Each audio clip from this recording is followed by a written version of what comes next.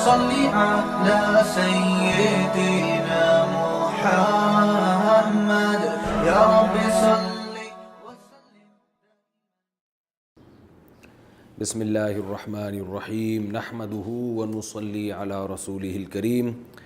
سورہ آل عمران کا رکوع نمبر 6 اور تیسرے پارے کا رکوع نمبر 13 یہ چل رہا تھا. اس کا لفظی ترجمہ بھی ہو چکا تھا مختصر گرامر کے ساتھ، اور اس کی تفسیر بھی تقریباً ہو چکی تھی. آخری 2 آیتوں کی تفسیر رہ گئی تھی، وہ میں کر کے پھر جو اس میں ہمیں نقطے ملتے ہیں وہ بیان کر کے پھر اگلے رکوع کی طرف چلتے ہیں. اعوذ باللہ من الشیطان الرجیم. بسم اللہ الرحمن الرحیم. حضرت مریم علیہ السلام کو خوشخبری دی جا رہی ہے کہ آپ کے بیٹا پیدا ہوگا بغیر باپ کے، اور اس کی یہ خاصیتیں ہوں گی. قرآن کہتا ہے فلما احس عیسیٰ منہم الکفر قال من انصاری الی اللہ. جب حضرت عیسیٰ علیہ السلام نے کفر محسوس کیا بنی اسرائیل سے، یعنی معجزے بے پناہ دکھائے ان کو، اور اللہ نے آپ کو بچپن میں ماں کے گود میں بولنے کی توفیق عطا فرمائی، اپنی پاک دامنی کو، اپنی ماں کی پاک دامنی کو بیان کیا، لیکن اس کا رزلٹ کیا ہوا؟ میجورٹی نے انکار کیا. قال من انصاری الی اللہ، تو فرمانے لگے کون ہے جو اللہ کی طرف میرا مددگار ہے. قال الحواریون نحن انصار اللہ. بنی اسرائیل میں جو حواری تھے، جو آپ کے خاص فالوورز تھے، جو خالص لوگ تھے، میں نے حواری کا پورا مفہوم بیان کیا تھا آپ کے سامنے پچھلے ایپیسوڈ میں کہ حواری کو حواری کیوں کہا جاتا ہے. جو مخلص لوگ تھے انہوں نے کہا کہ ہم اللہ کے مددگار ہیں، کیونکہ آپ کی مدد گویا اللہ کی مدد ہے، اور اللہ کی مدد کا مطلب اللہ کے دین کی مدد. قرآن مجید میں اور بھی جگہوں پر اللہ نے اپنے دین کی مدد کو اپنی مدد قرار دیا ہے. جیسے قرآن میں آتا ہے ان تنصروا اللہ ینصرکم، اے ایمان والو اگر تم اللہ کی مدد کرو گے تو اللہ بھی تمہاری مدد کرے گا، یعنی اللہ کے دین کی اگر مدد کرو گے. تو اس میں حکمت یہ ہے کہ یہاں دین کا لفظ محذوف ہے، یعنی ان تنصروا دین اللہ. حذف اس لیے کیا یہ بتانے کے لیے کہ اللہ کو اپنا دین اتنا محبوب ہے کہ اللہ کے دین کی مدد اللہ ہی کی گویا مدد کہلائے گی. گویا تم جب اللہ کے دین کو سپورٹ کر رہے ہو تو یوں سمجھا کرو گویا کہ ہم اللہ کو سپورٹ کر رہے ہیں. تو حواری کہنے لگے ہم ہیں اللہ کے مددگار، ہم اللہ پر ایمان بھی لاتے ہیں، اور اے عیسیٰ آپ بھی گواہ رہیں کہ ہم مسلم ہیں، ہم فرما بردار ہیں. قیامت کے دن آپ ہمارے حق میں گواہی دیجیے گا. ربنا آمنا بما انزلت واتبعنا الرسول فاکتبنا مع الشاہدین. پھر دعائیں مانگتے تھے وہ حواریین اور کہتے تھے اے ہمارے رب تو نے جو نازل کیا ہے ہم اس پر ایمان لائے ہیں اور ہم رسول کو فالو کر رہے ہیں، تو بھی ہمیں گواہوں میں شامل کر لے. قرآن مجید میں نیک لوگوں کی دعاؤں کو اللہ نے بہت کثرت سے بیان کیا ہے کہ نیک لوگ اچھا عمل کر کے اللہ سے اس کی قبولیت کی دعا بھی مانگتے ہیں.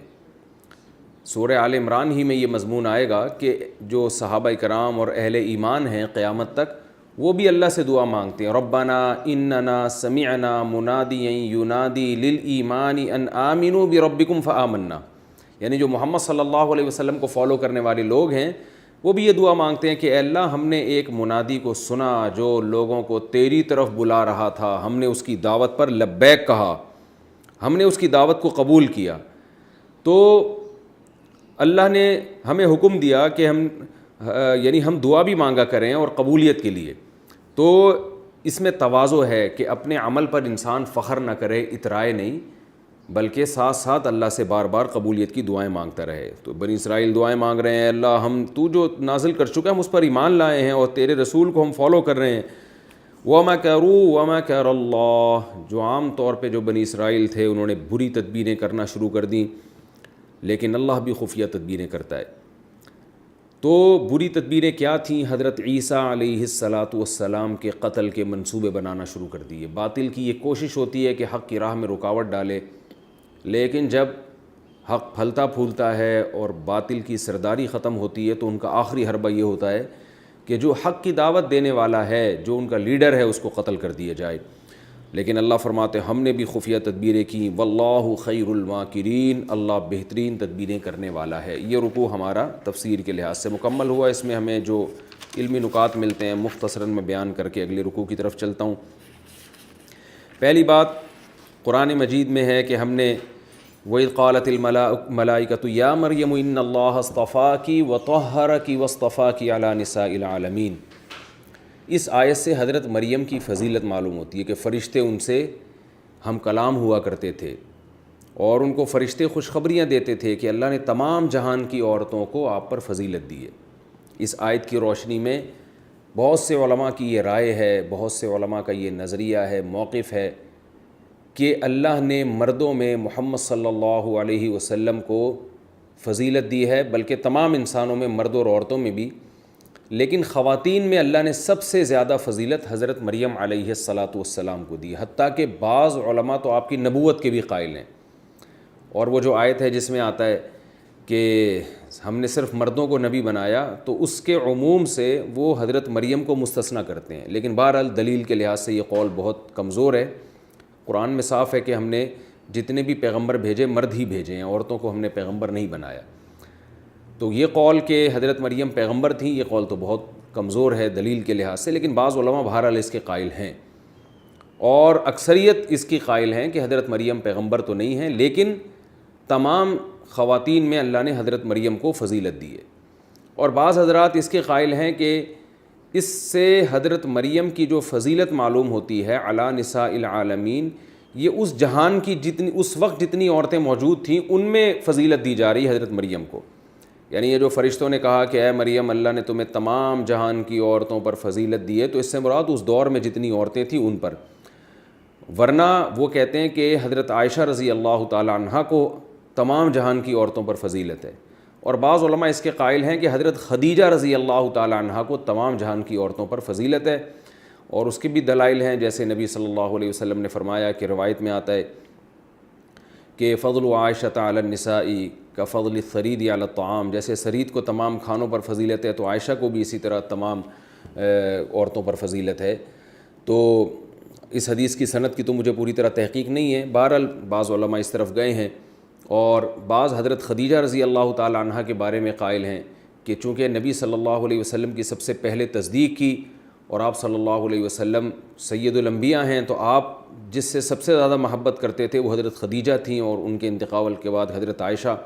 تو جنہوں نے کہا کہ آپ کو سب سے زیادہ محبت حضرت عائشہ سے تھی، انہوں نے حضرت عائشہ کو فضیلت دی، جنہوں نے کہا حضرت خدیجہ سے تھی، انہوں نے حضرت خدیجہ کو فضیلت دی۔ بہرحال اس میں یہ کوئی اسلام کے بنیادی عقائد میں سے نہیں ہے یہ مسئلہ، لیکن بہرحال اس آیت سے حضرت مریم کی بہت زیادہ فضیلت معلوم ہوتی ہے، اور اگر کوئی اس آیت کی روشنی میں یہ فرض کر لے، یہ عقیدہ رکھے کہ حضرت مریم کو تمام جہان کی عورتوں پر اللہ نے فضیلت دی ہے، تو یہ بھی غلط نہیں ہے، کیونکہ قرآن کے ظاہر سے بہرحال یہی پتہ چل رہا ہے۔ ایک تو نقطے کی بات ہمیں یہ پتہ چلی۔ دوسری بات یہ کہ اللہ کو عبادت کتنی زیادہ محبوب ہے۔ اللہ نے حضرت مریم کو بہت اونچا مقام دیا، تو ان کو حکم کیا دیا کہ وسجدی ورکعی، سجدہ بھی کرنا ہے، رکوع بھی کرنا ہے۔ آج ہمارے معاشرے میں عبادت سے بہت جان چھڑائی جا رہی ہے، نفلی عبادت آج ختم ہوتی جا رہی ہے، فرائض واجبات چھوٹ رہے ہیں تو نفلی عبادت بھی ختم ہو رہی ہے۔ تو اسلام کے تمام شعبوں کو زندہ کرنا چاہیے، ان تمام شعبوں میں صدقات و خیرات بھی ہے، تعلیم علم بھی ہے، قرآن کی تلاوت بھی ہے، اور تجارت بھی ہے، اور ملازمت بھی ہے، اور ساتھ ساتھ عبادت بھی ہے۔ تو لبرل طبقہ اس نے عبادت کو اپنی زندگی سے نکال دیا، اور مذہبی طبقے نے معاشرت اور معاملات اور دنیا کو زندگی سے نکال دیا۔ تو یہ دونوں انتہائیں ہیں، ہمیں دونوں کی طرف توجہ دینی ہے، دین کی طرف بھی اور دنیا کی طرف بھی، بلکہ حقیقت یہ ہے کہ دنیا بھی دین ہی کا ایک شعبہ ہے۔ تو اللہ کو یہ عبادت بہت زیادہ محبوب ہے، تبھی اپنے نیک بندوں کو اللہ سجدے اور رکوع کا حکم دیتا ہے۔ اس میں ہمیں نبی صلی اللہ علیہ وسلم کی نبوت کی دلیل بھی ملتی ہے اس رکوع میں، کہ آپ صلی اللہ علیہ وسلم یہود و نصارہ کو یہ واقعات ایسے سناتے تھے جیسے گویا وہاں موجود ہوں۔ تبھی تو قرآن کہہ رہا ہے وَمَا كُنْتَ لَدَيْهِمْ إِذْ يُلْقُونَ أَقْلَامَهُمْ، اے نبی آپ وہاں موجود نہیں تھے جب وہ قرآن اندازی کر رہے تھے، آپ کو تو یہود و نصارہ کا اور اہل کتاب کا کچھ پتہ ہی نہیں، پھر بھی آپ ان کو ایسے واقعات سنا رہے ہیں۔ یہ اس کی علامت ہے کہ آپ پر جو وحی نازل ہو رہی ہے وہ وحی برحق ہے۔ اور عجیب بات ہے کہ قرآن ان واقعات کو تورات اور انجیل سے بھی زیادہ اچھا بیان کرتا ہے. آج تورات اور انجیل میں یہ واقعات اتنے خوبصورت انداز میں نہیں ہیں جتنے خوبصورت انداز میں قرآن میں ہیں. اور یہ بھی ہے کہ تورات اور انجیل میں چونکہ آج تحریف ہوئی ہے تو تورات اور انجیل میں ان مقدس ہستیوں کا اتنے خوبصورت اور اتنے بہترین انداز سے تقدس بھی نہیں بیان کیا گیا. یعنی آپ تورات اور انجیل اگر پڑھتے ہیں تو آپ کو حضرت عیسیٰ علیہ السلام اور حضرت مریم سے اور حضرت زکریا اور حضرت یحییٰ سے اتنی عقیدت نہیں ہوتی جتنا قرآن پڑھ کے ہوتی ہے. تو یہ بھی اس بات کی علامت ہے کہ حضرت عیسیٰ اور زکریا اور یحییٰ اور حضرت مریم علیہم السلام جو بنی اسرائیل کے بزرگوں میں سے تھے ان سے ہمیں عقیدت زیادہ ہے. یہود و نصارہ کو، عیسائیوں کو عقیدت نہیں ہے، حالانکہ عیسائی دعویٰ یہ کرتے ہیں کہ ہمارے پیغمبر ہیں. تو خود یہ اس کی علامت ہے کہ اسلام دین برحق ہے اور حقیقت میں فالو کرنے والے حضرت عیسیٰ کو وہ مسلمان ہیں نہ کہ عیسائی ہیں. ایک اور علمی نکتے کی بات یہ پتہ چلتی ہے کہ حضرت مریم کو جب بچے کی ولادت کی خبر دی گئی تو آپ کو بھی تعجب ہوا، حضرت زکریا کو جب خبر دی گئی تو آپ کو بھی تعجب ہوا. تو یہ تعجب ہونا ایمان کی کمی کی علامت نہیں ہے، یہ نیچرل ہے. تو آج بھی اگر کوئی اچھمبے کا کام ہوتا ہے تو اگر اس پہ کوئی تعجب کا اظہار کرتا ہے کہ یہ کیسے ہو گیا تو فوراً اس پہ فتویٰ نہیں لگا دینا چاہیے کہ اللہ کی قدرت کا منکر ہے، بلکہ یہ سمجھنا چاہیے کہ چونکہ اللہ تعالیٰ کی عام عادت سے یہ کام ہٹ کر ہے اس لیے لوگ اس کو جلدی یقین نہیں کرتے. تو اس لیے فوراً یہ نہیں الزام لگا دینا چاہیے کہ یہ اللہ کی قدرت کا انکار کرنے والے لوگ ہیں. اس میں حضرت عیسیٰ علیہ السلام کی حیات کا بھی اشارہ ہے. وَيُعَلِّمُهُ الْكِتَابَ وَالْحِكْمَةَ، اس کو میں نے پچھلے ایپیسوڈ میں تفصیل سے بیان کیا تھا کہ کتاب کی تعلیم اللہ نے صرف عیسیٰ علیہ السلام کو دی ہے. تو اس سے کون سی کتاب مراد ہے؟ کسی اور پیغمبر کے بارے میں تو ایسا ہے نہیں. تو اس سے معلوم ہوتا ہے کہ حضرت عیسیٰ علیہ السلام قرآن مجید کا علم بھی رکھتے ہیں. اور اس میں یہ اشکال بھی ختم ہو گیا کہ حضرت عیسیٰ علیہ السلام کس مسلک کو فالو کریں گے. بھئی وہ مجتہد ہوں گے، جس کو بھرپور طریقے سے قرآن و سنت پہ عبور ہوتا ہے اس کے لیے کسی کی تقلید جائز نہیں ہوتی. تقلید وہ کرتا ہے جس کو قرآن مجید اور احادیث صحیحہ پر وہ مہارت حاصل نہ ہو جو مجتہدین کو تھی. تو مجتہد کے لیے تقلید حرام ہے، عامی آدمی کے لیے تقلید واجب ہے.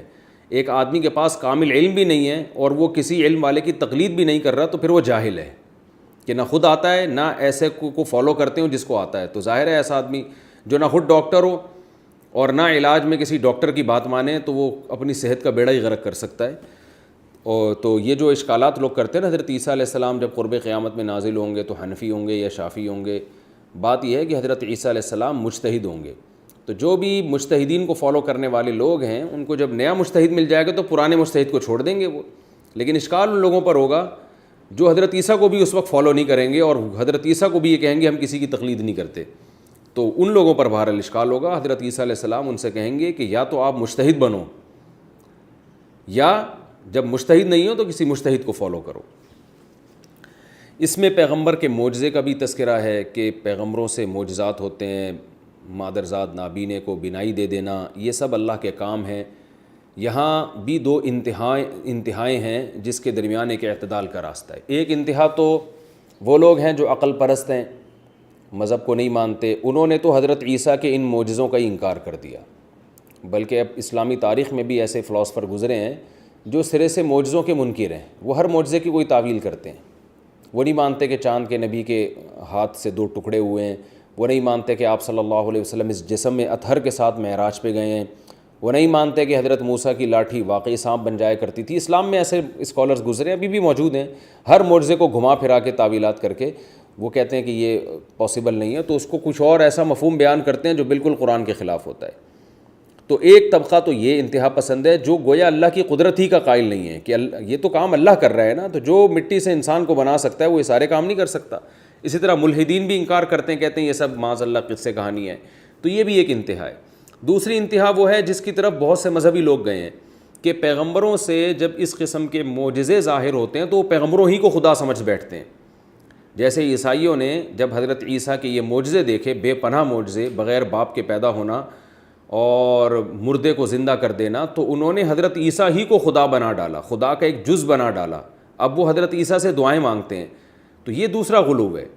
تبھی حضرت عیسیٰ بار بار کہہ رہے ہیں بِإِذْنِ اللہ، یہ سب کچھ اللہ کے حکم سے ہو رہا ہے، مجھ میں طاقت نہیں ہے. تبھی قرآن میں آتا ہے کانا یاکلان طعام، اللہ نے عیسائیوں سے خطاب کیا ہے کہ عیسیٰ اور اس کی ماں یہ دونوں کھانا کھایا کرتے تھے. تو جو معبود ہوتا ہے وہ کھانے پینے کا محتاج نہیں ہوتا، ان کو تو بھوک لگتی تھی، ان کو تو کھانا چاہیے تھا. تو یہ حضرت عیسیٰ کی طاقت نہیں تھی، یہ اس خدا کی طاقت تھی جس نے عیسیٰ ابن مریم کو بنایا. تو یہ علمی نقطے ہیں اس میں. اور فلما احس عیسیٰ منہم الکفر، حضرت عیسیٰ علیہ الصلاۃ والسلام جب بنی اسرائیل آپ کے خلاف ہوئے ہیں تو حضرت عیسیٰ علیہ الصلاۃ والسلام نے اعلان کیا کون ہیں مجھے فالو کرنے والے. تو عیسائیوں کا عقیدہ ہے کہ جن لوگوں نے اس وقت حضرت عیسیٰ کو فالو کیا وہ عیسائیوں کی نظر میں حضرت عیسیٰ علیہ السلام کے بعد، پیغمبروں کے بعد سب سے زیادہ مبارک ہستیاں تھیں.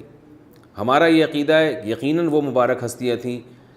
محمد صلی اللہ علیہ وسلم کو جن لوگوں نے فالو کیا وہ بھی سب سے زیادہ مبارک ہستیاں ہیں. تو صحابہ کرام کو برا بھلا بولنا اور ان پہ تبرہ کرنا یہ تو ایک ایسا عمل ہے جس کے عیسائی بھی مرتکب نہیں ہوئے. عیسائی بھی اپنے پیغمبر کے فالو کرنے والے اور پیغمبر پر ایمان لانے والوں کو سب سے افضل ترین لوگ سمجھتے ہیں. تو عیسائیوں سے ہی سبق لے لینا چاہیے کہ وہ تو اپنے پیغمبر کے فالوورز کو سب سے بہتر سمجھ رہے ہیں، اور جو محمد صلی اللہ علیہ وسلم کو فالو کرنے والے لوگ ہیں ان میں آپ نے چند ایک کے سوا سب پہ معاذ اللہ منافقت کا فتویٰ لگا دیا. یہ بہت بڑا جرم ہے جس کے عیسائی بھی مرتکب نہیں ہوئے. اور ایک اور علمی نقطے کی بات جو آخری بات ہے وہ ہمیں یہ بھی پتہ چلتی ہے کہ جب بھی اسلام دشمن قوتیں اہل حق کے خلاف مکر و فریب کرتی ہیں تو اللہ بھی خفیہ تدبیریں کرتا ہے. تو مکر کا لفظ خفیہ تدبیر، تو اس میں اہل ایمان کو حوصلہ بھی ہے کہ اللہ خفیہ تدبیر کرے گا. بظاہر ایسا ہی لگے گا کہ ان کو کامیابی ہونے والی ہے، لیکن تسلی رکھو انشاءاللہ فتح اور نصرت تمہارا ہی مقدر ہے اور اللہ تمہارے ہی ساتھ ہے. یہ تو پچھلا رکوع ہو گیا. اب ہم انشاءاللہ اگلے رکوع کی طرف چلتے ہیں. اب ہم شروع کرتے ہیں سورہ آل عمران کا رکوع نمبر 6 اور تیسرے پارے کا رکوع نمبر 13. حسب معمول سب سے پہلے اس کا لفظی ترجمہ ہوگا، پھر اس کی تفسیر ہوگی اور پھر انشاءاللہ اس کے مختصر علمی نکات بیان کیے جائیں گے. اعوذ باللہ من الشیطان الرجیم، بسم اللہ الرحمن الرحیم. اذ قال اللہ یا عیسیٰ، جب کہا اللہ نے اے عیسیٰ، انی متوفی کا، میں تجھے وصول کر لوں گا. انی کا معنی بے شک میں. متوفی کو خوب اچھی طرح سمجھیں کیونکہ اس لفظ سے بہت سے اس زمانے کے متجددین نے دھوکہ دینے کی کوشش کی ہے اس آیت کی غلط تفسیر کر کے. متوفی یہ میں پہلے بھی بتا چکا ہوں لیکن ڈیٹیل سے ابھی بھی بتاؤں گا دوبارہ. توفا اصل میں باب تفعل ہے، تکلف یتکلفو تکلفن، توفا یا یتوفیو توفین، یہ یوں بنے گا. جس کو پڑھا جاتا ہے توفا یتوفا توفین پڑھا یوں جاتا ہے اس کو. اور متوفی اس میں فاعل ہے، جیسے یتکلفو سے اس میں فاعل بنے گا متکلفن، تکلف کرنے والا. تو متوفی یہ اس میں فاعل بنے گا. توفا کا اصل مطلب کیا ہے خوب سمجھیں. وفا کا لفظ آپ نے اردو میں بہت زیادہ سنا ہوگا. وفا کہتے ہیں پورا پورا بدلہ چکانا. کہتے ہیں نا فلاں نے میرے ساتھ وفا کی ہے. کیا مطلب؟ کہ میں نے اس پر احسان کیا تھا، اس نے وفا کی، یعنی اس نے احسان کا بدلہ چکایا. مجھے ضرورت تھی، اس نے میرا ساتھ دیا. اسے ضرورت تھی، میں نے اس کا ساتھ دیا. جب مجھے ضرورت پڑی تو اس نے بھی میرا پورا پورا ساتھ دیا. اس کو وفا کہتے ہیں. اس کا کہ اپوزٹ ہے جفا. وفا کرو گے جفا ملے گی، وفا ملے گی، جفا کرو گے جفا ملے گی. یہ سنا ہوگا آپ نے لفظ. تو وفا کا معنی پورا پورا ادا کر دینا، اور قرآن میں بھی یہ لفظ اس معنی میں بہت زیادہ استعمال ہوا ہے. فوفاکم، اللہ تمہیں پورا پورا تمہارا بدلہ عطا فرمائے گا. یہ اس معنی میں قرآن میں استعمال. وفا یوفی باب تفعیل کا معنی ہوتا ہے بدلہ چکا دینا. اب باب تفاعل میں جب جائے گا نا یہ تکلفہ میں توفا میں، تو اس کا معنی ہوتا ہے پورا پورا وصول کر لینا. کیونکہ باب کے چینج ہونے سے معنی میں اس قسم کی چینجنگ اکثر ہو جاتی ہے. جیسے کروما یکرمو کا معنی عزت دار ہونا، اکرما یکرمو کا معنی عزت دینا. تو باب چینج ہونے سے نا اس طرح کی تبدیلی آتی ہے معنی میں.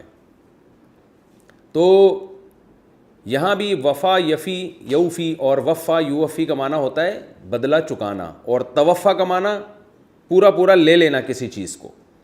تو متوفی کا اصل معنی ہے پورا پورا لینے والا, وصول کرنے والا. وفات کو بھی وفات اس لیے کہتے ہیں اس میں بندہ پورا وصول ہو چکا ہوتا ہے, تبھی کہتے ہیں نا فلاں کی وفات ہو گئی ہے, یعنی اس کا وہ پورا ہی وصول ہو گیا ہے اب. تو اس کے اصل معنی موت کے نہیں آتے.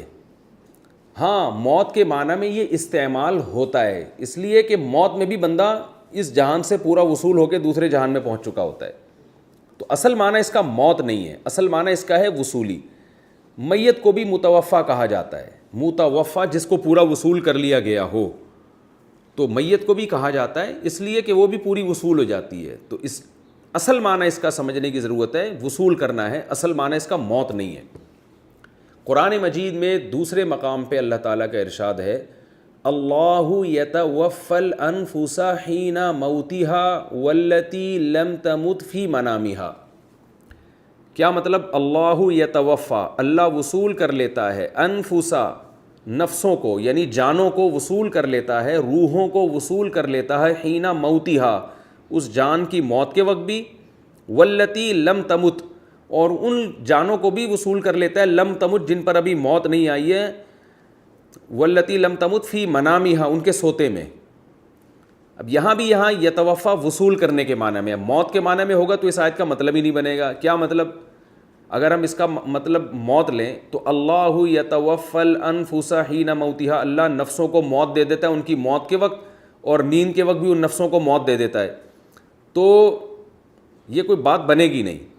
تو اگر ہم یوں ترجمہ کریں گے کہ اللہ موت کے وقت بھی روح کو وصول کر لیتا ہے اور نیند کے وقت بھی روح کو وصول کر لیتا ہے, تو پھر معنی صحیح بنے گا. تو اس سے صاف پتہ چلتا ہے کہ یتوفا کا جو اصل معنی ہے وہ ہے وصول کر لینا, وفا سے نکلا ہے. یہ لفظ بہت کامن ہے, اردو میں استعمال ہوتا ہے. تو اب اس آیت کا مطلب کیا ہوا؟ یا عیسیٰ انی متوفیک, اے عیسیٰ میں تجھے وصول کرنے والا ہوں, ورافعک, رافع کا معنی اٹھانے والا, ورافعک الیہ اور اٹھانے والا ہوں تجھے الیہ اپنی طرف, ومطہرک, طہر یطہر تطہیرا کا معنی پاک کرنا, اور مطہر پاک کرنے والا, ومطہرک اور میں تجھے پاک کرنے والا ہوں, من الذین کفروا ان لوگوں سے جو کافر تھے. یہ لفظی ترجمہ اس کو خوب اچھی طرح سے یاد رکھیے. دوبارہ کر دیتا ہوں. اذ قال اللہ, جب اللہ نے کہا, یا عیسیٰ اے عیسیٰ, انی متوفیک میں تجھے مکمل وصول کرنے والا ہوں, ورافعک الی اور اپنی طرف اٹھانے والا ہوں, ومطہرک من الذین کفروا اور تجھے پاک کرنے والا ہوں ان لوگوں سے جو کافر ہیں, وجاعل الذین, جعل یجعل بنانا, وجاعل اور بنانے والا ہوں, الذین ان لوگوں کو, اتبعوک جو تیری اتباع کریں گے, تجھے فالو کریں گے, اتبعو جو تجھے, اتباع مشہور لفظ ہے, جو تیری اتباع کریں گے ان کو بنانے والا ہوں. کیا بنانے والا ہوں؟ فوق الذین کفروا, ان لوگوں کے اوپر کرنے والا ہوں, الذین کفروا جو انکار کریں گے, یعنی جو تیرا انکار کریں گے ان کو میں نیچے کر دوں گا, اور جو تجھے فالو کریں گے ان کو میں اوپر کر دوں گا, الی یوم القیامہ, قیامت تک کے لیے. ثم الی مرجعکم پھر الی میری ہی طرف, مرجعکم تم سب کا لوٹنا ہے, فاحکم بینکم پھر میں فیصلہ کر دوں گا تمہارے درمیان, بما کنتم فیہ تختلف, فیما کنتم ان چیزوں میں, کنتم فیہ تختلفون جن چیزوں میں تم اختلاف کیا کرتے تھے. فاما الذین کفروا بہرحال وہ لوگ جنہوں نے کفر کیا, فاعذبہم, عذب یعذب کا معنی عذاب دینا, تو میں ان کو عذاب دوں گا, عذابا شدیدا دنیا میں بھی سخت عذاب, فی الدنیا یعنی دنیا میں بھی, والآخرۃ اور آخرت میں بھی, وما لہم من ناصرین اور ان کے لیے کوئی مددگار نہیں ہوگا. واما الذین آمنوا وعملوا الصالحات اور بہرحال وہ لوگ جو ایمان لائے اور نیک اعمال کیے, فیوفیہم, دیکھو وہی وفا آ گیا کہ نہیں آ گیا, وفا یوفی, اصل میں وفا یا یوفی توفیتاً, فیوفی یسبح کی طرح, فیوفیہم اللہ پورا پورا عطا کر دے گا, ہم ان کو, اجورہم ان کے اجور. تو وفا کا معنی پورا پورا دے دینا, اور توفا کا معنی پورا پورا لے لینا.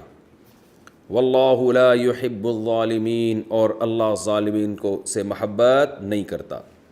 ذالک نتلوہ علیک، ذالک یہ جو باتیں ہیں اے محمد صلی اللہ علیہ وسلم، یہ جو ہیں نتلوہ، تلا یتلو، اصل میں تلا و یتلوہ نصر ینصرو کی طرح، نتلوہ یہ وہ باتیں ہیں، نتلوہ جو ہم آپ پر تلاوت کرتے ہیں، علیک آپ پر، من الآیات یعنی آیتیں، والذکری اور نصیحت الحکیم حکمت والی، یعنی وہ آیتیں ہیں جو ہم آپ پر تلاوت کر رہے ہیں نبی، اور یہ حکمت والی نصیحتیں ہیں جو ہم آپ کو بتا رہے ہیں۔ ان مثل عیسیٰ، بے شک عیسیٰ کی مثال، عند اللہ اللہ کی نظر میں، کمثل آدم آدم کی مثال کی طرح ہے۔ خلقہ من تراب، آدم کو اللہ نے بنایا مٹی سے، ثم قال لہ پھر اس مٹی سے کہا کن ہو جا، فیکون وہ ہو گئی، یعنی آدم بن جا، وہ آدم بن گئی۔ الحق من ربک، حق تیرے رب کی طرف سے ہے محمد صلی اللہ علیہ وسلم، حق تیرے رب کی طرف سے ہے، فلا تکن پس نہ ہو جا تو، من الممترین شک کرنے والوں میں سے۔ ممترین کا لفظ بھی پہلے گزر چکے، مریہ عربی میں شک کو کہتے ہیں، امتراء باب افتعال میں جاتا ہے تو ممتریون تھا اصل میں، مکتسبین کی طرح۔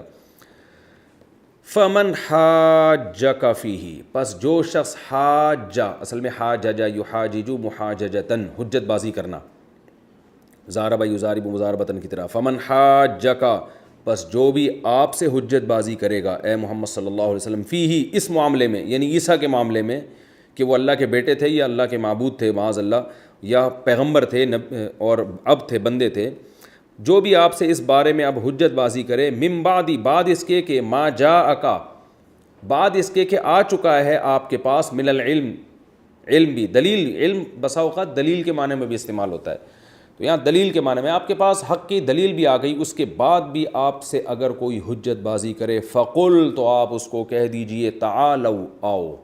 تعالوا جب کسی کو عزت سے بلایا جاتا ہے نا تو اس وقت کہا جاتا ہے، ویسے بلانے کے لیے ایتی کا لفظ ہے آؤ، لیکن تعال کا معنی ہوتا ہے ذرا عزت کے ساتھ تشریف لائیے، اور تعالوا جمع کا صیغہ ہے۔ تعالوا آپ ان سے کہیے کہ قل آپ کہہ دیجئے تعالوا آ جاؤ، ندعو ابناءنا، دعا یدعو کا معنی بلانا پکارنا، ندعو ابناءنا ہم بلائیں گے اپنے بیٹوں کو، ابن کی جمع ابنا، وابناءکم اور تمہارے بیٹوں کو بھی، ونساءنا اپنی عورتوں کو بھی، ونساءکم اور تمہاری عورتوں کو بھی، سب کو بلاؤ، وانفسنا اور اپنی جانوں کو بھی، نفس کی جمع انفس، وانفسکم اور تمہاری جانوں کو بھی، ثم نبتہل پھر ہم مباہلہ کریں گے، ابتہل یبتہل ابتہالن کا معنی ہوتا ہے مباہلہ کرنا، مباہلے کا مطلب یہ ہوتا ہے کہ یہ بددعا کرنا کہ ہم میں سے جو باطل پر ہے وہ ہلاک ہو جائے اور جو حق پر ہے وہ بچ جائے، ثم نبتہل پھر ہم مباہلہ کریں گے، فنجعل پھر ہم بنائیں گے، لعنت اللہ اللہ کی لعنت علی الکاذبین ان لوگوں پر جو جھوٹ بولتے ہیں، یعنی ہم مل کے بددعا کریں گے کہ اللہ جو ہم میں جھوٹا ہے اس پر اللہ کی لعنت ہو، تو رزلٹ سامنے آ جائے گا، اے نبی آپ ان سے یوں کہیے، ان ھذا بے شک یہ جو بات ہے، لہو القصص الحق یہ واقعہ ہے برحق، القصص کہتے ہیں واقعہ کو، قصہ جس سے نکلا ہے نا عربی میں، وما من الہ الا اللہ اور نہیں ہے کوئی معبود مگر اللہ، وان اللہ اور بے شک اللہ تعالی لہو العزیز زبردست، لام تاکید کے لیے، هو العزیز وہ زبردست غالب ہے، الحکیم اور وہ حکمت والا ہے، فَإِن تَوَلَّوْا پس اگر پھر بھی یہ روگ اعلاز کریں، فَإِنَّ اللَّهَ عَلِيمٌ بِالْمُفْسِدِينَ تو بے شک اللہ تعالیٰ فساد مچانے والوں سے واقف ہے، وہ مفسدین کو جانتا ہے۔ یہ تو اس رکوع کا لفظی ترجمہ ہو گیا، اب ہم اس کی تفسیر کی طرف آتے ہیں۔ پچھلے رکوع میں یہ بیان ہوا تھا کہ یہودی حضرت عیسیٰ علیہ السلام کے خلاف تدبیریں کر رہے تھے اور ایک تدبیر اللہ بھی کر رہا تھا۔ یہ رکوع شروع ہو رہا ہے اس تدبیر کے بارے میں کہ اللہ نے حضرت عیسیٰ کو بچانے کی کیا تدبیر اختیار کی، وہ تدبیر کیا تھی، اذ قال اللہ یا عیسیٰ، اللہ نے حضرت عیسیٰ کو تسلی دے دی، انی متوفیک اے عیسیٰ میں تجھے وصول کر لوں گا، یعنی ان لوگوں سے میں تجھے اٹھا لوں گا، ورافعک الیہ اور میں تجھے اپنی طرف اٹھا لوں گا، دیکھیں یہ رفعت جو ہے نا کبھی مرتبے کے معنی میں بھی آتی ہے، وَرَفَعْنَاهُ مَكَانًا عَلِيًّا، سورہ مریم میں آتا ہے کہ ہم نے ان کو بہت اونچے، ادریس علیہ السلام کے بارے میں کہ ہم نے ان کو بہت اونچا مقام عطا فرمایا. لیکن یہاں پر اونچا مقام مراد نہیں ہے، بلکہ حضرت عیسیٰ کو اپنی طرف آسمان کی طرف اٹھانا مراد ہے. تو وجہ اس کی کیا ہے؟ قرائن سے، سیاق و سباق سے، اور دوسری آیات سے یہ پتہ چلتا ہے. اور ویسے بھی یہاں کوئی مطلب بنتا نہیں ہے کہ یہاں مرتبے کی بلندی مراد ہو، یہ بنتا نہیں ہے، کیونکہ میں ابھی پوری آیت کی تفسیر کروں گا تو آپ سمجھ جائیں گے کہ اس کے علاوہ کوئی اور مفہوم بنتا نہیں ہے یہاں پہ. وَمُطَهِّرُكَ مِنَ الَّذِينَ كَفَرُوا، اور میں آپ کو پاک کر دوں گا کافروں سے، یعنی کافروں کے الزامات سے. کافر جو الزام لگاتے ہیں کہ معاذ اللہ آپ ولد الزنا ہیں، معاذ اللہ آپ جھوٹے نبی ہیں، ان تمام الزامات سے میں آپ کو پاک کر دوں گا. کیسے پاک کروں گا؟ قرآن میں اللہ نے آپ کی پاکی کو بیان کیا، اور دنیا کی اکثریت آج حضرت عیسیٰ علیہ السلام کو پاک دامن سمجھتی ہے. ایسے پاکی بیان کر دی کہ دنیا کی اکثریت نے اس پر یقین کر لیا، کیونکہ عیسائی اور مسلمان یہ دونوں مذہب دنیا میں سب سے زیادہ ہیں، اور یہودی بہت تھوڑے ہیں. تو یہودی ایک تھوڑی سی قوم ہے جو حضرت عیسیٰ پہ الزام لگاتے ہیں. میجورٹی آج بھی دنیا میں قرآن کے نزول کے بعد حضرت عیسیٰ علیہ السلام کو پاک دامن سمجھتے ہیں. تو اللہ نے وہ الزامات سے آپ کو بری کر دیا. تو اللہ تعالیٰ نے حضرت عیسیٰ علیہ السلام کو بچانے کا انتظام یہ کیا. قرآن مجید میں دوسرے مقام پہ اللہ تعالیٰ کا ارشاد ہے کہ حضرت عیسیٰ علیہ السلام کو نہ تو انہوں نے قتل کیا، وما قتلوہ، نہ انہوں نے قتل کیا، وما صلبوہ، نہ سولی پر لٹکایا، ولیکن شبہ لہم، معاملہ ان پر مشتبہ کر دیا گیا. مشتبہ کرنے کا مطلب یہ ہے کہ کنفیوژن میں مبتلا ہو گئی ہے، کیونکہ حضرت عیسیٰ علیہ السلام کی شبیہ کا ایک آدمی اللہ نے یا تو اس کو حضرت عیسیٰ کی شبیہ بنا دی، شبیہ جیسا بنا دیا، یا وہ پہلے سے ہی حضرت عیسیٰ علیہ السلام جیسا تھا. کیونکہ اللہ نے جب حضرت عیسیٰ علیہ السلام کو آسمانوں کی طرف اٹھایا ہے تو یہودی حیران ہو گئے کہ حضرت عیسیٰ گئے کہاں پہ، کیونکہ وہ تو یہاں اس کمرے میں موجود تھے اور کوئی بھاگنے کا، فرار ہونے کا راستہ بھی نہیں ہے. تو انہی کی شکل کا ایک آدمی پر لوگوں کا اتفاق ہوا کہ یہی معلوم ہوتا ہے، اس کے علاوہ کوئی ہو نہیں سکتا. تو اس کو سولی پر انہوں نے پکڑ کے لٹکا دیا. اور قرآن کہتا ہے کہ وَإِنَّ الَّذِينَ أُوتُوا الْكِتَابَ لَفِي شَكٍّ مِّنْهُ، جن کو کتاب دی گئی ہے نا یہود و نصارہ، وہ اب تک ان کے بارے میں کنفیوز ہیں کہ ہوا کیا تھا. کیونکہ پھر ان میں اختلاف پڑ گیا. کچھ نے کہا بھائی یہ عیسیٰ نہیں ہے جن کو لٹکایا گیا، کسی نے کہا اگر وہ نہیں ہے تو وہ گئے کہاں پر. تو وہ مخمسے میں پڑ گئے، یہاں تک کہ قرآن نے آ کے حضرت عیسیٰ کے بارے میں اصل حقیقت سے لوگوں کو آشنا کیا اور بتایا کہ حضرت عیسیٰ کو اللہ نے زندہ آسمانوں کی طرف اٹھا لیا ہے. اچھا، عیسائی بھی اسی بات کے عقیدے کے قائل ہیں کہ حضرت عیسیٰ علیہ السلام زندہ آسمانوں پہ اٹھے ہیں، لیکن وہ یہ کہتے ہیں کہ حضرت عیسیٰ علیہ السلام کو پہلے معاذ اللہ سولی دی گئی، ان کو زمین میں دفن کیا گیا، اس کے بعد وہ زندہ آسمانوں کی طرف اٹھ گئے. عیسائی یہ کیوں کہتے ہیں؟ پہلی بات تو یہ کہ سولی پر لٹکانے کے قائل عیسائی اس لیے ہیں کہ اگر وہ سولی کا انکار کر دیں تو عیسائی مذہب کی جو پوری بنیادیں ہیں وہ کھوکھلی ہو جائیں گی. کیونکہ عیسائیوں کا عقیدہ ہے کہ حضرت عیسیٰ علیہ السلام نے اپنی قربانی پیش کر کر سولی پر اپنے آپ کو لٹکا کر قیامت تک آنے والے عیسائیوں کے گناہوں کا کفارہ ادا کر لیا ہے. اب عیسائیوں سے جتنے بھی گناہ ہو جائیں گے وہ تھوڑے سے پیسے پادری کے پاس لے کے چلے جائیں، بس وہ سب معاف ہے. تو اگر وہ اس کے قائل نہیں ہوتے نا کہ حضرت عیسیٰ کو سولی پہ لٹکایا گیا ہے، تو یہ سارا جو پادریوں کی ایک قسم کی دکانیں چل رہی ہیں یہ ساری دکانیں بند ہو جائیں گی. تو اس لیے انہوں نے یہ فرض کیا ہے کہ بھئی یہ سولی پہ لٹکایا گیا ہے. رہا یہ مسئلہ کہ پھر یہ فرض کیوں کیا کہ دوبارہ زندہ ہو کے آسمانوں کی طرف گئے.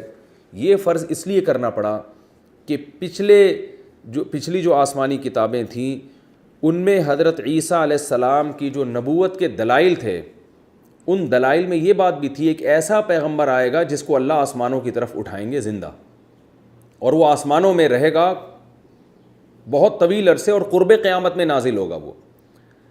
اگر یعنی عیسائی یہ کہہ دیتے کہ حضرت عیسیٰ کو سولی پہ لٹکا کے ختم کر دیا گیا، تو پھر یہ ایک بہت بڑا سوالیہ نشان تھا کہ تم جس پیغمبر پر ایمان رکھتے ہو اس پیغمبر کی تو نبوت کی علامتوں میں سے ایک بہت بڑی علامت جو پچھلی کتابوں میں ہے وہ یہ ہے کہ وہ پیغمبر آسمانوں پر اٹھایا جائے گا اور قرب قیامت میں وہ نازل ہوگا. تو یہ تو سولی پر لٹک کے ختم ہو گئے، تو اب کیسے نازل ہوں گے دوبارہ؟ تو اس لیے عیسائیوں نے اپنے وہ عقیدے کو بچانے کے لیے جس سے ان کو گناہ کی چھوٹ ملتی ہے، یہ بھی عقیدہ رکھا کہ صلیب پر لٹکایا گیا ہے اور حضرت عیسیٰ کی نبوت کہ جو دلیل تھی اس دلیل کو بچانے کے لیے یہ بھی عقیدہ رکھا کہ تیسرے دن آسمان کی طرف اٹھیں، وہ 3 دن قبر میں دفن ہونے کے بعد۔ تو اسی وجہ سے عیسائی بھی حضرت عیسیٰ علیہ السلام کا بالکل اسی طرح انتظار کر رہے ہیں جیسے کہ مسلمان انتظار کر رہے ہیں۔ اور یہود جو تھے وہ بھی آسمانی کتابوں میں پڑھتے تھے کہ ایک پیغمبر آئے گا قرب قیامت میں، اس سے مراد تھے حضرت عیسیٰ علیہ السلام، لیکن انہوں نے اس میں تعویلات کر دیں اور اس کو اپنا نجات دہندہ اور کچھ کرا کے، جو بھی یہودیوں کا عقیدہ ہے کہ دجال آئے گا اور حضرت جو پیغمبر آئیں گے وہ یہودیوں کے لیے نجات دہندہ ہوں گے، تو عیسیٰ علیہ السلام کو یہودی اس کا مفہوم کچھ اور لیتے ہیں، عیسائی اس کا مفہوم کچھ اور لیتے ہیں، اور مسلمان اس کا مفہوم کچھ اور لیتے ہیں۔ عیسائی اور یہودی اس لحاظ سے تو متفق ہیں کہ جو قرب قیامت میں آئیں گے وہ حضرت عیسیٰ ابن مریم ہی ہوں گے۔ یہودی تو ان کو عیسیٰ بن مریم ماننے سے انکار کرتے ہیں، وہ کہتے ہیں کوئی اور پیغمبر ہوگا، وہ کیا ہوگا وہ یہودی جانے، ان کا ہیڈک ہے، یہ ہمارا ہیڈک نہیں ہے۔ لیکن یہودی، عیسائی اور مسلمانوں میں جو اختلاف ہے وہ اختلاف یہ ہے کہ ہم یہ کہتے ہیں کہ حضرت عیسیٰ علیہ السلام اسلام کی مدد کے لیے آئیں گے، اور عیسائی یہ کہتے ہیں کہ عیسیٰ علیہ السلام عیسائیوں کی مدد کے لیے آئیں گے۔ لیکن عیسائی اور یہودیوں کا اس پر، مسلمانوں کا اس پر بھارا اتفاق ہے کہ وہ یہودیوں سے انتقام لیں گے۔ تو یہ حضرت عیسیٰ علیہ السلام کی جو حقیقی پوزیشن تھی اس کو قرآن نے بیان کیا کہ اللہ تعالیٰ نے آپ کو نہ سولی پہ لٹکنے دیا، وما قتلوہ وما صلبوہ، نہ عیسائیوں نے حضرت عیسیٰ کو قتل کیا، یہودیوں نے، وما صلبوہ، اور نہ سولی پر لٹکایا، ولکن شبیہ لہم، معاملہ ان کے لیے مشتبہ کر دیا گیا۔ پھر ہوا کیا؟ قرآن کہتا ہے بر رفعہ اللہ الیہ، بلکہ اللہ نے ان کو اپنی طرف اٹھا لیا۔ تو یہاں رفعت سے مراد مرتبے کی بلندی نہیں ہے، کیونکہ یہاں بچانے کے معنی میں اٹھانا استعمال ہو رہا ہے، تو مطلب جسم کے ساتھ اٹھا لیا تاکہ وہ قتل نہ کر سکے۔ اور یہاں بھی یہی مطلب ہے، یا عیسیٰ انی متوفیک، یا عیسیٰ میں تجھے وصول کروں گا، ورافعک الیہ، اور میں تجھے اپنی طرف اٹھا لوں گا، ومطہرک من الذین کفروا، اور کافروں کے طعنوں سے میں تجھے پاک کر دوں گا۔ ہم اگر یہاں متوفیکہ کا معنی فرض کر لیں وفاتی ہے، کیونکہ پروفیسر غامدی صاحب نے حضرت عیسیٰ کی حیات کا انکار کیا، وہ بخاری اور مسلم کی متفق علیہ صحیح حدیث کا انکار کیا، صحابہ کرام کے اجماعی عقیدے، فقہاء کرام کے اجماعی عقیدے کا انکار کیا، تو انہوں نے قرآن کی آیتوں میں بہت زیادہ غلط سلط تعویلات کی ہیں۔ ہم فرض کر لیتے ہیں کہ یہاں متوفی کا مطلب وفات دینا ہی ہے، یعنی موت دینا ہی ہے، تو بھی اس کا یہ مطلب نہیں ہے اس آیت کا کہ میں ابھی آپ کو فوراً موت دے رہا ہوں۔ اس کا مطلب ہے میں آپ کو موت دوں گا۔ متوفی اس میں فاعل فیوچر کے معنی میں استعمال ہوتا ہے، تو پھر اس کا مطلب یہ ہوگا کہ اے عیسیٰ میں آپ کو موت دوں گا، ورافعک الیہ، اور آپ کو اپنی طرف اٹھاؤں گا۔ اور عربی میں جو واو کا لفظ ہے وہ ترتیب کے لیے نہیں آتا، یعنی اس لیے نہیں آتا کہ یہ کام ترتیب سے ہو رہے ہیں کہ پہلے موت دوں گا اس کے بعد میں آپ کو اپنی طرف اٹھاؤں گا۔ اس کے لیے واو کا لفظ اس نہیں استعمال ہوتا، بلکہ اس کے لیے فا کا لفظ استعمال ہوتا ہے۔ اگر یہاں فا ہوتی، یوں ہوتا انی متوفیکا، اے عیسیٰ میں آپ کو موت دوں گا، فرافعک الیہ، فرافعک، تو اس کا مطلب ہوتا موت کے بعد اٹھاؤں گا۔ تو واو صرف ایک کام میں شرکت کے لیے آتا ہے، ترتیب کے لیے نہیں آتا۔ اس کی مثال ایسے ہے جیسے میں اگر کہتا ہوں جاءنی زید و عمر، میرے پاس زید آیا اور عمر آیا، تو اہل لغت کا اس پر اتفاق ہے کہ اس میں یہ ہرگز نہیں بیان کیا گیا کہ پہلے زید آیا اور پھر بعد میں عمر آیا، بلکہ اس کا مطلب ہے کہ زید بھی آیا اور عمر بھی آیا۔ کون پہلے آیا کون بعد میں آیا اس کا اس کلام میں تذکرہ نہیں ہے، تو واو میں دونوں کو جمع کر دیا کہ دونوں آئے ہیں۔ ترتیب اگر آپ بیان کرنا چاہتے ہیں تو پھر آپ یوں کہیں گے جاءنی زید فا عمر، زید آیا پھر عمر آیا، تو یہاں بھی واو ہے۔ متوفی کا ورافعک، میں آپ کو وفات بھی دوں گا اور اپنی طرف اٹھاؤں گا بھی۔ تو وفات کب دوں گا؟ احادیث سے ثابت ہے کہ قرب قیامت میں جب حضرت عیسیٰ علیہ السلام دوبارہ نازل ہوں گے تو ان کی وفات ہوگی۔ اور رافعک الیہ کا مطلب آپ کو اپنی طرف اٹھا لوں گا، یہ عمل پہلے ہوگا۔ تو یہ جب ہم وفات کے معنی میں لے لیں متوفیکہ کو، موت کے معنی میں لے لیں، لیکن اس تکلف کی ہمیں ضرورت نہیں ہے، کیونکہ قرآن کی آیت سے اور دوسرے مقامات سے پتہ چل رہا ہے کہ متوفی یہاں پر وصول کرنے کے معنی میں ہے۔ یا عیسیٰ انی متوفیک ورافعک الیہ، عیسیٰ میں آپ کو وصول کروں گا اور آپ کو اپنی طرف اٹھاؤں گا اور آپ کو کافروں کے طعنوں سے بچا لوں گا۔ وجاعل الذین اتبعوک فوق الذین کفروا الی یوم القیامہ۔ وقت پورا ہو گیا، آیت کے اس حصے کی تفسیر انشاءاللہ اگلے ایپیسوڈ میں بیان کروں گا۔ اللہ تعالیٰ سمجھنے کی اور ہم سب کو عمل کرنے کی توفیق عطا فرمائے۔